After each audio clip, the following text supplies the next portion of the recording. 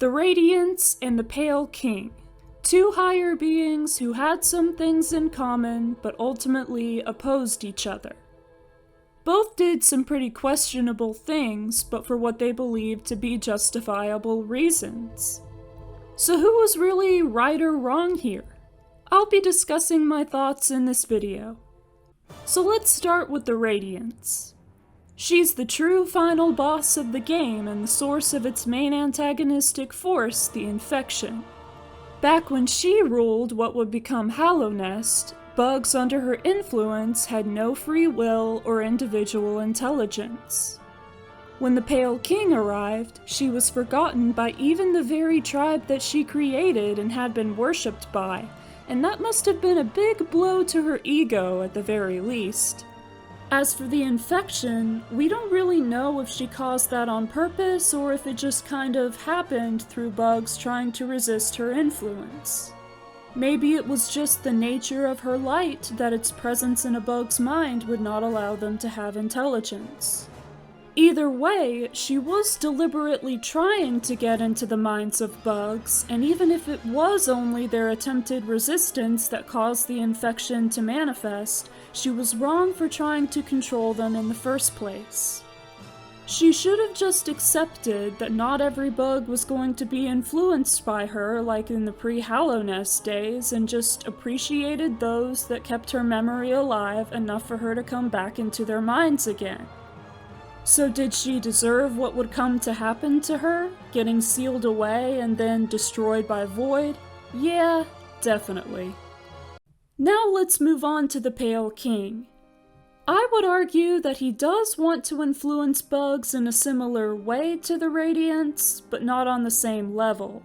He does kind of lie and con the bugs of the kingdom.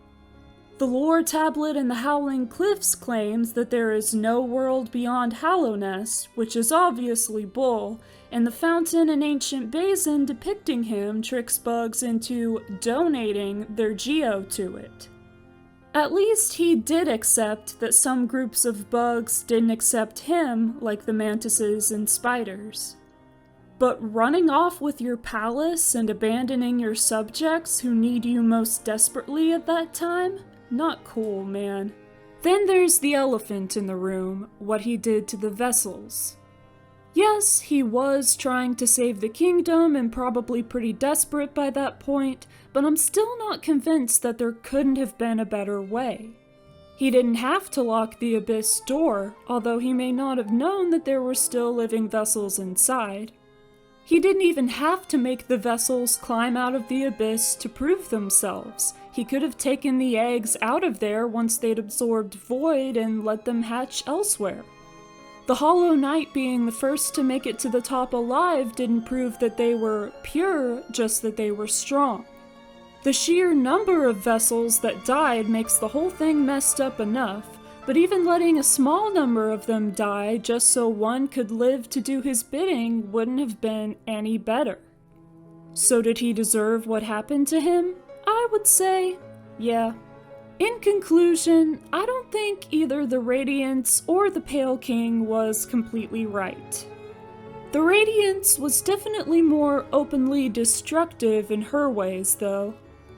Either way, the Pale King is dead and the Radiance either indefinitely imprisoned again or destroyed by the end of the game, so like the seer says, what's done is done. So what do you think? How would you compare the motivations and actions of the Radiance and the Pale King? Let me know in the comments. Thank you for watching this video. Please consider sharing it and subscribing to my channel. I hope you have a great day, and I'll see you next time.